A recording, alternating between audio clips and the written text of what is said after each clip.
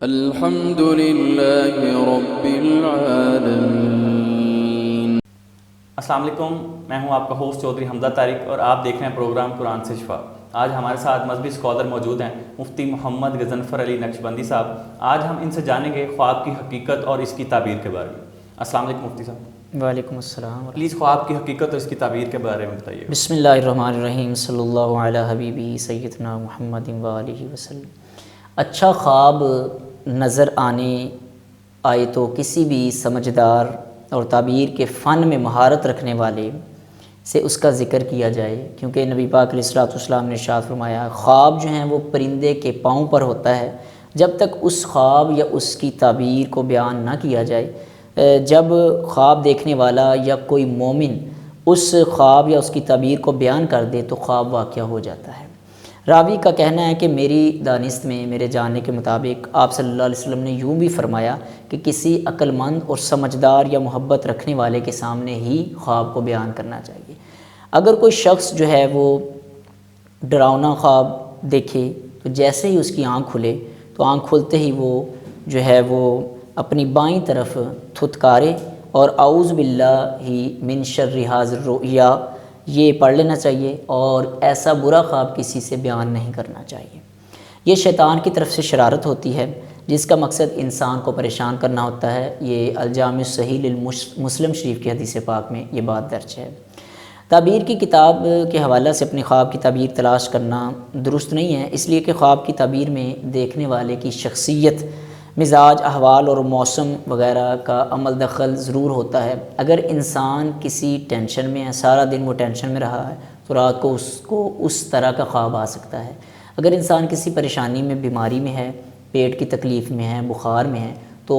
رات جب وہ سوئے گا تو اسے اس قسم کا یعنی کمزور طبیعت کی وجہ سے خواب آ سکتا ہے۔ یعنی کسی ٹینشن، بیماری، پریشانی کی وجہ سے خواب کا آنا ضروری نہیں ہے کہ اس کی تعبیر اور وہ خواب سچا ہو اور جو ہے وہ اس کی تعبیر ہی لازمی ڈھونڈی جائے، اور پھر جو تعبیر کتاب سے خود بخود انسان جو ہے پڑھے گا تو وہ یہ سمجھے گا کہ یہ بات اسی طرح یا اور وہ مزید خوف کا اور پریشانی کا شکار ہو جائے گا۔ لہٰذا کسی جو خواب کی تعبیروں کو جاننے والا ہے ایسے کسی ماہر آدمی سے جو ہے وہ پوچھنا چاہیے۔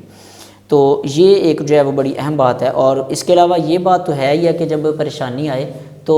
ایسا برا خواب آئے تو اللہ تعالیٰ کی طرف رجوع کرنا چاہیے، توبہ استغفار کرنی چاہیے۔ بہرحال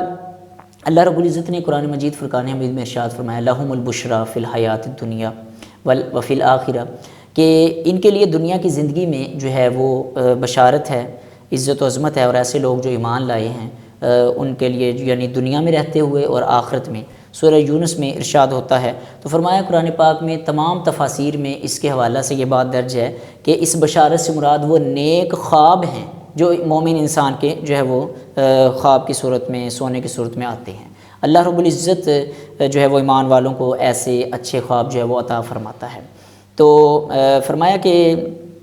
اس طرح سورہ یوسف میں ارشاد پاک ہوتا ہے وَكَذَلِكَ يَجْتَبِيكَ رَبُّكَ وَيُعَلِّمُكَ مِن تَأْوِيلِ الْأَحَادِيثِ، کہ اسی طرح تمہارا رب جو ہے وہ تمہارے لیے بزرگی کے لیے منتخب فرما لے گا تمہیں، اور تمہیں باتوں کے انجام تک پہنچنے کا یعنی خوابوں کی تعبیر کا علم سکھا دے گا۔ یہ حضرت یوسف علیہ السلام سے اللہ رب العزت جو ہے وہ فرما رہا ہے، یعنی معلوم ہوا کہ خواب جو ہیں وہ برحق ہیں، اور خاص طور پر جو نیک خواب ہے، اچھا خواب ہے، وہ تو اللہ رب العزت کی طرف سے جو ہے وہ مومن کے لیے بشارت ہوتی ہے۔ تو اس حوالے سے جو ہے میں عرض کرنا چاہوں گا کہ الجامع الصحیح للبخاری شریف کی حدیث پاک ہے، اور حدیث نمبر 6599 میں یہ بات درج ہے کہ حضور صلی اللہ علیہ وسلم نے فرمایا اب نبوت باقی نہیں رہی، یعنی کیونکہ آقا علیہ الصلوۃ والسلام کا یہ فرمان بھی موجود ہے، چونکہ یہ حدیث پاک اسی کے حوالہ سے فرمایا انا خاتم النبیین لا نبی بعدی، میں آخری نبی ہوں اور میرے بعد کوئی نبی نہیں آئے گا۔ اور اس حوالے سے تو قرآن پاک میں، حدیث پاک میں 100 سے زائد آیات اور احادیث جو ہے وہ اور اس کے علاوہ اقوال ہمیں بے شمار ملتے ہیں کہ نبی پاک علیہ الصلوۃ والسلام حضرت محمد مصطفیٰ صلی اللہ علیہ وسلم آخری نبی ہیں۔ تو حضور صلی اللہ علیہ وسلم اس حدیث پاک میں فرماتے ہیں کہ اب نبوت باقی نہیں رہی، نبوت کا سلسلہ ختم ہو چکا ہے، ہاں اس کا فیض اس طرح سے ہوگا کہ مبشرات کی صورت میں باقی ہے۔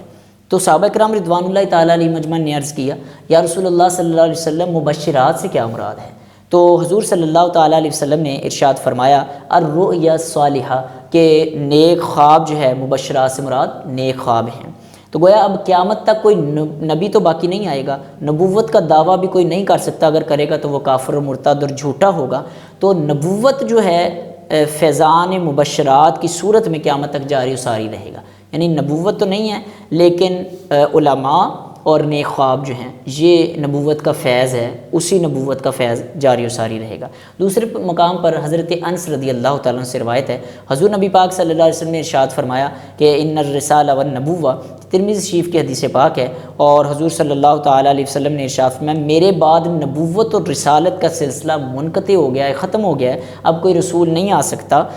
نہ ہی کوئی نبی میرے بعد ہے، لیکن مبشرات اور بشارتیں ہوں گی۔ وہ بشارتیں کیا ہیں؟ جس طرح کسی نیک آدمی کو، جو شخص 5 وقت کا نمازی ہے، وہ سارا دن ذکر و اذکار کرتا رہا اور رات جب سوتا ہے تو اسے نیک بشارت ملتی ہے، اسے کوئی ایسا خواب دکھا دیا جاتا ہے جیسے خواب میں نبی پاک صلی اللہ تعالیٰ علیہ وسلم کی زیارت نصیب ہو جاتی ہے، اور آقا کریم صلی اللہ تعالیٰ علیہ وسلم فرماتے ہیں کہ جس نے میری زیارت کی اس نے در حقیقت میری ہی زیارت کی، کیونکہ شیطان میری شکل نہیں بنا سکتا۔ تو اس سے معلوم ہوا، یہ دیکھیں یہ ایک نیک بشارت ہے کہ حضور صلی اللہ علیہ وسلم کی کرم نوازی ہوئی، آپ صلی اللہ علیہ وسلم نے زیارت کروائی۔ اسی طرح خواب میں روضۃ الرسول یا مکۃ المکرمہ خانہ کعبہ دکھا دیا جاتا ہے، یہ نیک بشارتیں ہیں۔ یا خواب میں کوئی خوشی کی خبر، کوئی خوشی کا معاملہ، والدین کے حوالہ سے جو ہے وہ ایک شاباش، اس قسم کے جو خواب ہیں نیک خواب ہیں، کسی اللہ کے نیک بندے کی زیارت ہو جانی، کسی صحابی کی زیارت ہو جانی، یہ نیک خواب ہیں۔ اسی طرح خواب میں جو ہے وہ سبزہ دکھا دیا جانا، تو سبزہ جب خواب میں دیکھا جائے یا سبز چیز دیکھی جائے تو اس سے مراد یہ ہے کہ یہ اس کے لیے اچھائی کی علامت ہے۔ اور اسی کے حوالہ سے ایک استخارہ، ہم جو کہتے ہیں جی استخارہ کروانا ہے، ہم نے کوئی کام کرنا ہے، اپنی بیٹی کا جو ہے رشتہ طے کیا، دن رکھے ہیں، یا کوئی بھی نیک کام میں شروع کرنے لگا ہوں یا اپنا کاروبار شروع کرنے لگا ہوں، تو اس حوالے سے جو ہے وہ میں نے استخارہ کروانا ہے۔ تو وہ استخارہ بھی یہی ہوتا ہے بیسیکلی کہ جو ہے وہ نفل ادا کرنے، اس کا طریقہ کار انشاءاللہ پھر کسی